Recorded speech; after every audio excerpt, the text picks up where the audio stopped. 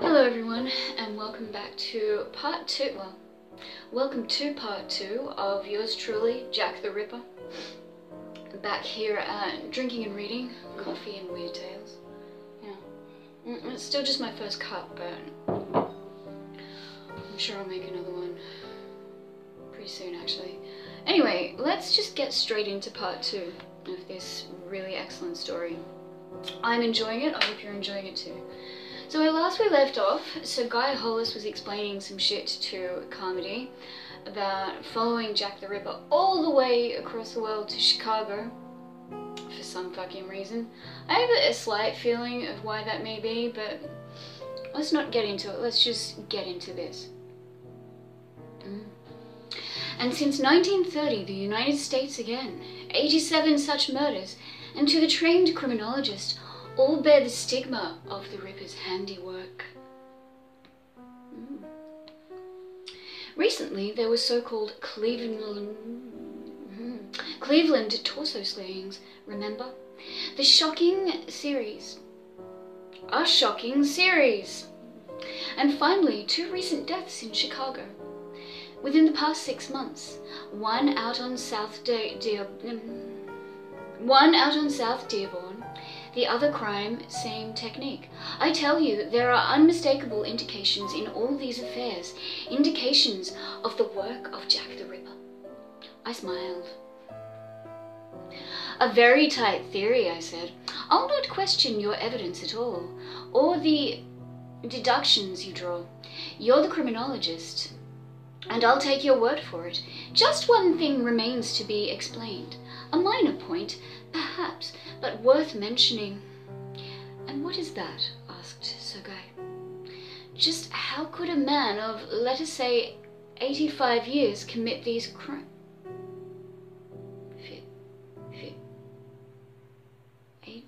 What? I thought you said he was 55. Wait, I get it, I misread. So it's 55 years since all the shit happened with the Jack the Ripper thing. So he'd be 85 now. Whatever, I don't care. 85 years commit these crimes. For if Jack the Ripper was around 30 years, what?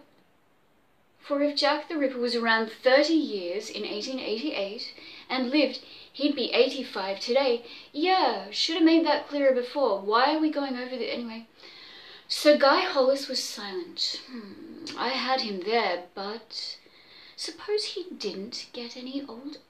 Suppose he didn't get any older? Whispered Sir Guy. What's that?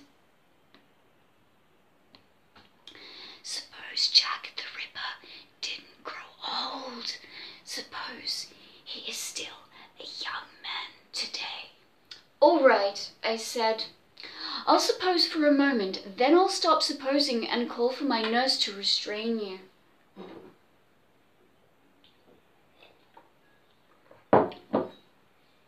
Yeah. Just to restrain you? What the fuck am I? No, really. Oh, I'm serious, said Sir Guy. They all are, I told him. That's the pity of it all, isn't it? They know they hear voices and see demons, but we look them up just the same.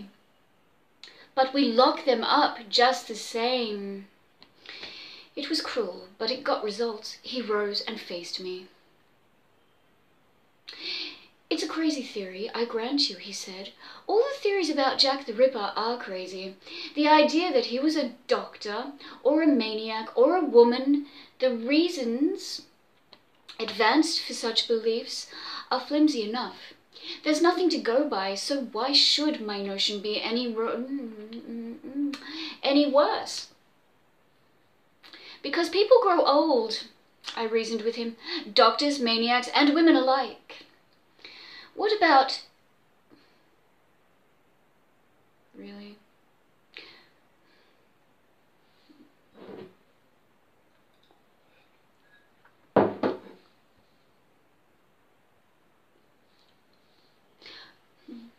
What about sorcerers? Sorcerers? necromancers, wizards, practices of black magic. Oh, sorry. Yeah, it does actually say practices. I'm just going to change that to practitioners of black magic. What's the point? I studied, said Sir Guy. I studied everything. After a while, I began to study the dates of the murders, the pattern those dates formed, the rhythm, the solar, lunar, stellar rhythm, the sidereal aspect, the astrological significance. Yeah, well, we'd all do from time to time, I'm sure. He was crazy, but I still listened. Suppose Jack the Ripper didn't murder for murder's sake alone. Suppose he wanted to make a sacrifice. What kind of sacrifice? Sir Guy shrugged. It is said that if you offer blood to the dark gods, that they grant boons. Yes, if a blood offering is made at a proper time, when the moon and the stars are right, and with the proper ceremonies, they grant boons of youth, eternal youth. Well, we are reading weird tales, so I'm not gonna fucking act too much more surprised. Where else was this gonna go? But that's nonsense! No, that's Jack the Ripper. It's a fucking stretch, though. It's a fucking stretch even for weird tales. I stood up. A most interesting theory, I told him. But, Sir Guy, there's just one thing I'm interested in. Just one thing. Why do you come here and tell it to me? I'm not an authority on witchcraft. I'm not a police officer. I'm not a police official. On what? Or criminologist. I'm a practicing psychiatrist. What's the connection? Sir Guy smiled. You are interested then? Well, yes, there must be some point. There is, but I wished to be... But I wished to be assured of your interest first. Now I can tell you my plan. And just what is that plan? Sir Guy gave me a long look.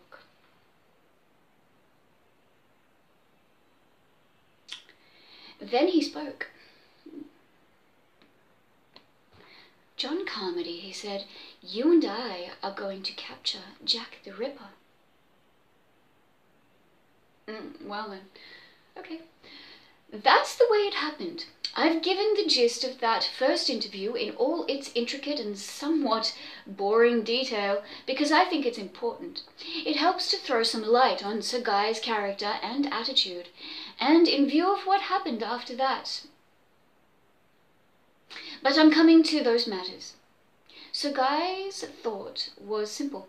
It wasn't even a thought, just a hunch.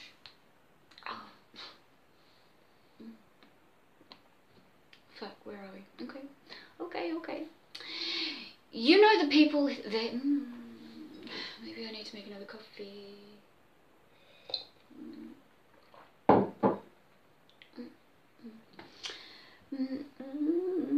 You know the people here, he told me. I've inquired. That's why I came to you as the ideal man for my purpose. You number amongst your acquaintances...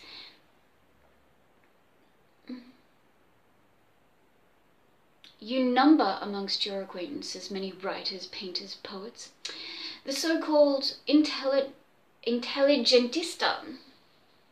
Intelligentiza. Fuck me. Intelligentsia. That's what it fucking says. I don't even know if that's a word. The so-called intelligent. The bohemians, the lunatic fringe from the north side. Wow, that's rude.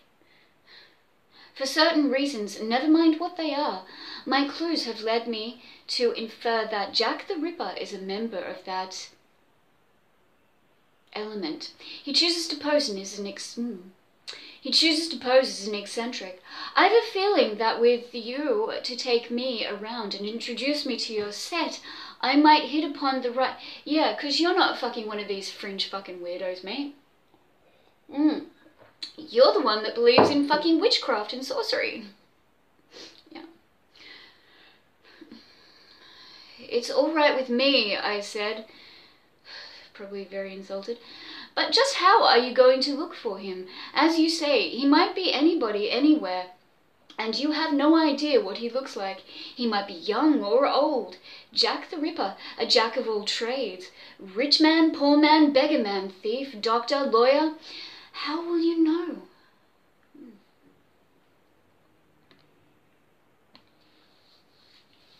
This story is getting stupid. No, it's going to be okay. It's going to be okay. It's going to be fine. We shall see, Sir Guy sighed heavily.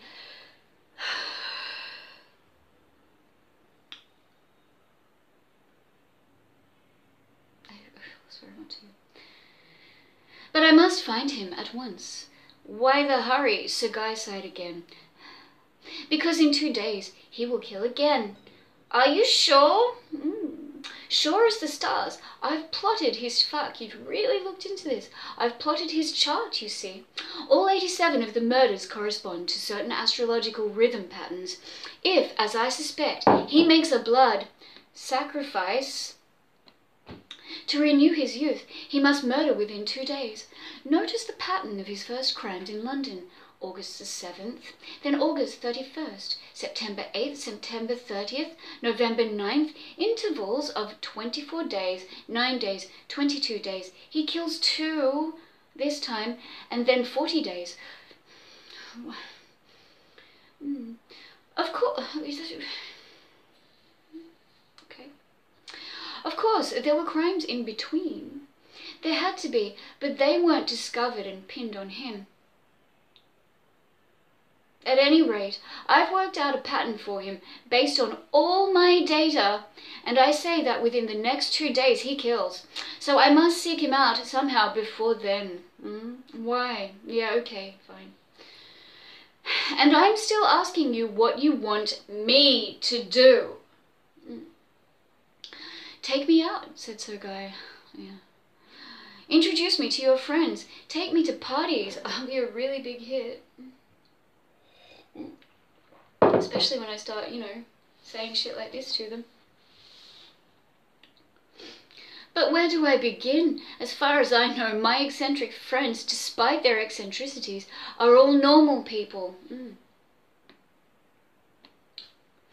So is the Ripper, perfectly normal, except on certain nights. Again, that faraway look in Sir Guy. Again, a faraway look. Again, that faraway look in Sir Guy's eyes.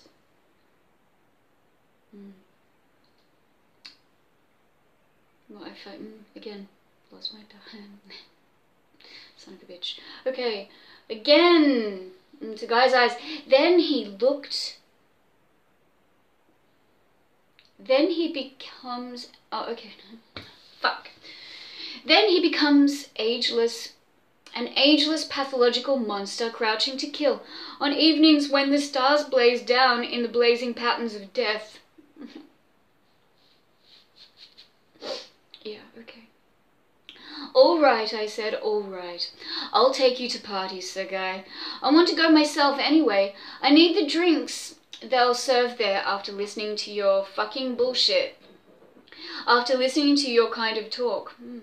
We made our plans, and that evening I took him over to Lester Baston's house. Studio.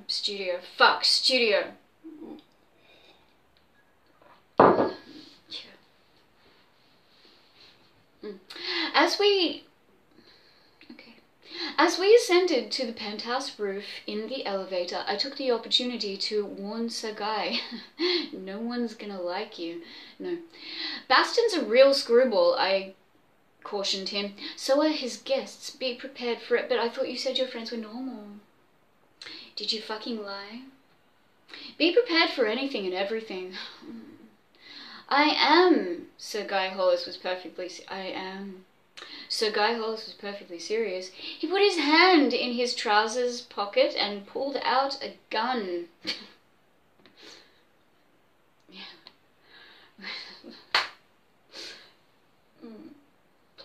What the? I began. If I see him, I'll be ready, said Sir Guy. He didn't smile. If I see him, I'll be ready, said Sir Guy. He didn't smile either. But you can't go running around at a party with a loaded revolver in your pocket, man. Don't worry, I won't behave foolishly. Won't? Anyway, I wondered. Sir Guy Hollis was not, to my way of thinking, a normal man, no. We stepped out of the elevator, went toward Baston's apartment door. By the way, I murmured, just how do you wish to be introduced?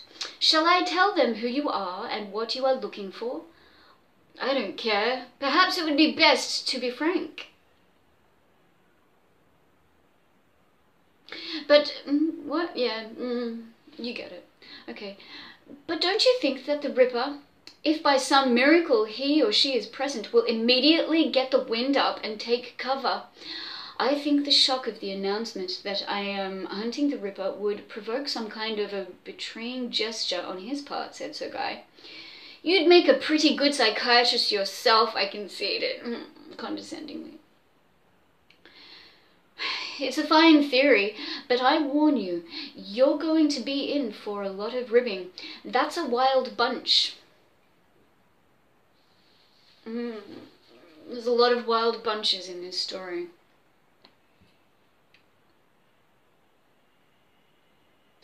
Wild bunch? Oh, fuck. Lost my place again. Yeah. He's being cut. Okay. So Guy smiled. I'm ready, he announced. I have a little plan of my own. Don't be shocked by anything I do, he warned me. I nodded and knocked on the door. Baston opened it and poured out into the hall. His eyes were as red as maraschino cherries. In his Manhattan. Oh, as the maraschino cherries in his Manhattan. He teetered back and forth, regarding us very gravely. He squinted at my square-cut Homburg hat and Sir Guy's mustache. He intoned. The walrus and the carpenter. I introduced Sir Guy. Welcome, said Baston, gesturing us inside with over-elaborate courtesy. He shambled after us into the garage parlour. I started at the crowd. No, I stared at the crowd that moved restlessly through the fog of cigarettes. Ew. It's the 40s, everyone fucking smoked. It was the shank of the evening. For this mob, every hand held a drink, every face held a slightly hectic flush. Over in one corner, the piano was going full blast, but the imperious strains of the March from the Love of Three Oranges, the strains of the March from the Love of Three Oranges couldn't drown out the profanity from the crap game in the other corner. Okay. Prokofiev. Okay, the writing's really small, and that's just Prokofiev had no chance against African polo, and one set of ivories rattled loudest than the other. Yeah, I don't know what the fuck just happened there. So Guy got a monocle full right away. He saw Laverne Gonister, the poetess. He saw Laverne Gomita, the poetess, hit Jaime Crackle in the eye. He saw Jaime sit down on the floor and cry until Dick Poole accidentally stepped on his stomach as he walked through to the dining room for a drink. He heard Nadia Villanov, the commercial artist, tell Johnny Oddcut that she thought his tattooing was in dreadful taste, and he saw Barclay Melton crawl under the dining room table with Johnny Oddcut's wife. Yeah, okay. His zoological observations might have continued indefinitely if Lester Baston hadn't stepped into the center of the room and called for silence by dropping a vase on the floor. Okay, good. Good. We have distinguished visitors in our midst, he bawled, waving his empty glass in our direction. None other than the walrus and the carpenter. The walrus is Sir Guy Hollis, a something or other from the British Embassy. The carpenter, as you all know, is our own John Carmody, the prominent dispenser of libido liniment. He turned and grabbed Sir Guy by the arm, dragging him to the middle of the carpet. For a moment I thought Hollis might object, but a quick wink reassured me. He was prepared for this. Damn, okay, alright, I'm gonna have to leave it at that, because, like, we've gone to about time. I'm enjoying this story. I hope you're enjoying the reading. Maybe, no, actually, no, I can't. I'm gonna work till late tonight, so I'm not gonna come home and do part 3 this evening, sadly. I'd like to, but I won't. That is sad. Anyway, yes, this is interesting. I'm very interested. I already have theories about what might happen. Again, the writing of Robert Bloch is just so fucking excellent to me. I really love it. His stories are the best. But, yeah, we'll see where it goes. If you've watched till the end of this, and if you watched to the end of the first one as well, thank you very much. I really appreciate it. I don't always often say this in my videos, but if you enjoy what I do, if you enjoy the crochet, if you enjoy the fucking weird tales, or whatever it is that I do, please subscribe to my channel. I would appreciate it, and, you know, also you get notified when I do things, and so you'll know anytime you want to, you know, not miss the next part in a story, or, you know, see what's the latest fucking thing I'm crocheting is. I don't know. Yeah, and also, that's so embarrassing, but if you liked the video, please please just press the like button. Alright, I'm gonna stop now, because, yeah. Thanks for watching.